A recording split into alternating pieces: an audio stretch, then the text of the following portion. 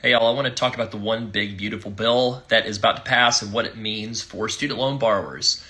If I look tired, a little disheveled, it's because I've been spending a lot of hours and not sleeping that much helping people work through this. The scariest thing was before the parliamentarian came in and struck down the worst parts of this bill. It would have been absolutely devastating to borrowers. And now it's going to be much less so, primarily thanks to the Senate parliamentarian and what she struck from the bill. So let's just talk a little bit about what this bill does for student loans, what it doesn't do, etc. So if you are on the old IBR plan, you stay on it, basically. If you're on the new IBR plan, you stay on it. If you're on the pay plan, you're going to get kicked off of it, but sometime between mid-2026 and 2028, you'll get kicked onto the old IBR plan if you borrow loans before 2014, and then the new IBR plan, which is basically the same thing as pay if you borrow your first loan after 2014.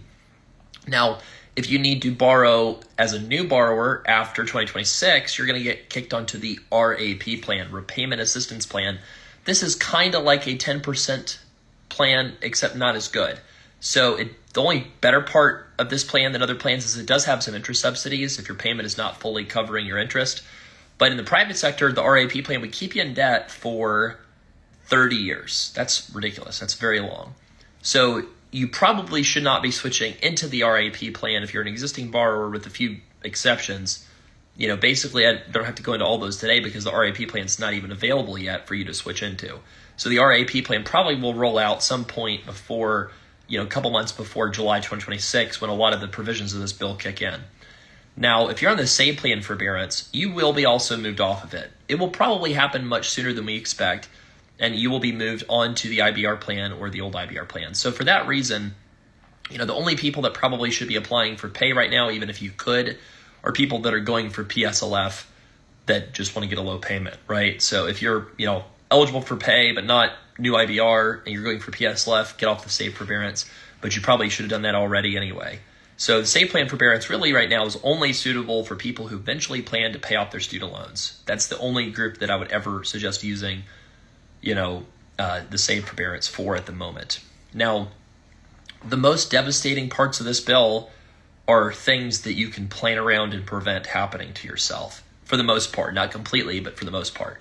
So what I mean by that is one of the provisions that was absolutely terrifying in this bill was the provision with Parent Plus borrowers that would have permanently locked out Parent Plus borrowers from, any kind of income-based plan if they weren't signed up for ICR at the time of the bill's passage. Well, thank goodness the Senate parliamentarian stepped in and said, no way, and they gave Parent Plus borrowers until July 2026 to consolidate and to get on an IDR repayment plan. They'll get swept into the IBR plan if they do that. So that's great news. Parent Plus borrowers can breathe a sigh of relief. Other groups of borrowers that can breathe a sigh of relief are people that wanted to do the new IBR plan. If you're a new borrower as of 2014, that means you're going to get the new IBR plan, which is 10% of income for 20 years, basically the same thing as pay. So that survived in this new version of the bill, which is great news. Married filing separate survived, especially with the RAP plan. That was something the Senate was going to do, was impose a big marriage tax on folks that needed to do the RAP plan, and that would have stunk. And so I'm really glad that they removed that provision, allowed people to file taxes separately. The scary part about this for borrowers who, are not existing borrowers who are still in school, that's a big question mark for me right now. So if you are still in a program, you are able to borrow, under existing loan rules through about 3 years more, for your academic program. So if, you're going into your second year of professional school, you're able to finish it out with the right loan limits that you need to finish. But functionally speaking, only the folks who are done borrowing by July 2026 will be able to access all the existing repayment plans without having to think through it a little more carefully. And what I mean by that is if you're borrowing after July 2026, you got to be thinking about, well, could these new loans that I borrow potentially hurt me in accessing things like pay or, IBR basically, because the RAP plan for a lot of people will be worse than IBR. So, that's something to think through. There's some people out there that are going to have their final year of school in fall 2026 to spring of 2027, and some people may need to weigh the options about, do you potentially take private loans for that final year to keep access to something like new IBR, which might be significantly better.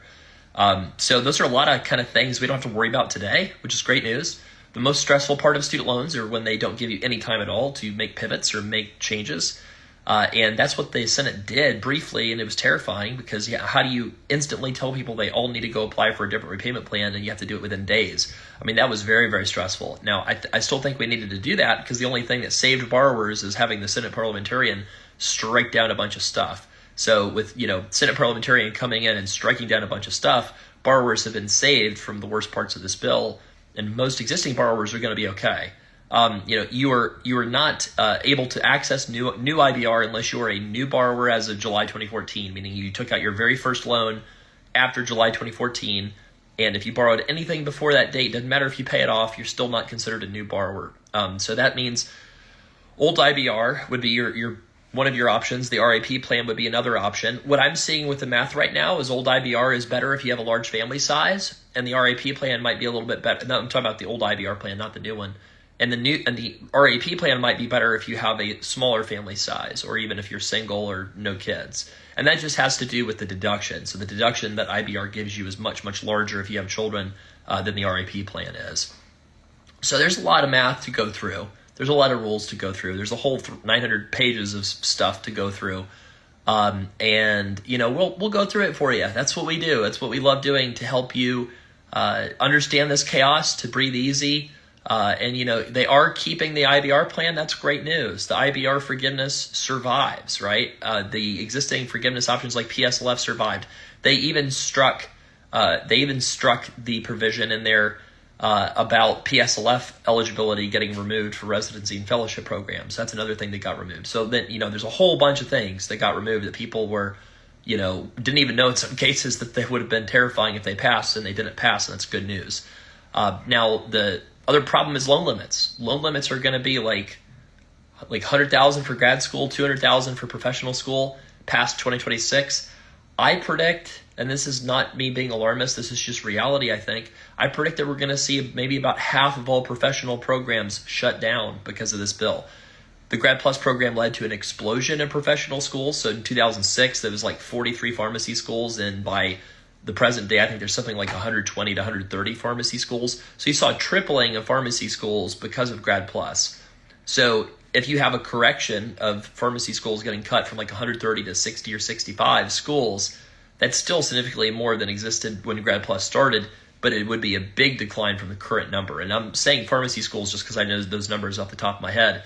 Many other programs like law schools, dental schools, veterinary schools, the programs will either need to be able to make the math work based off the assumption the student needs to pay all the loans back in full, or they'll have to shut down. It's not going to be an in-between, or the students will all be from disproportionately wealthy backgrounds. So that's one of the things that's real frustrating with this bill, is it's going to decrease economic mobility among middle income and lower income students that want to become professional degree holders. And that's, something that I don't anticipate will last forever. Just to be clear, I do think that this is a party line vote. This is a party line bill that went through with no support from Democrats.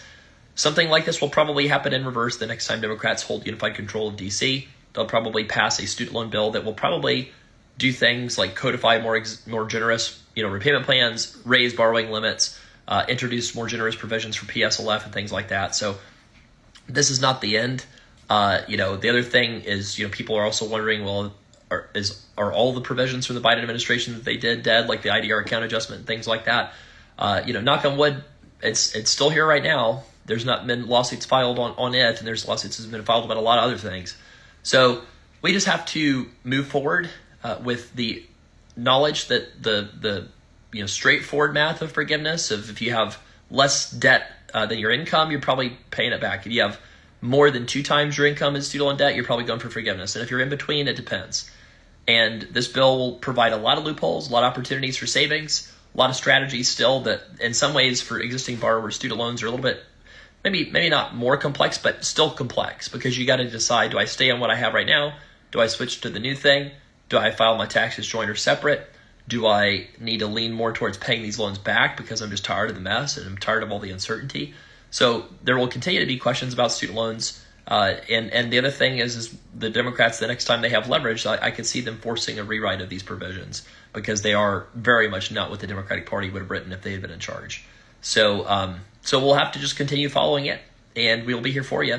And thank you for following Student Loan Planner. And if you have any questions or comments, put it below.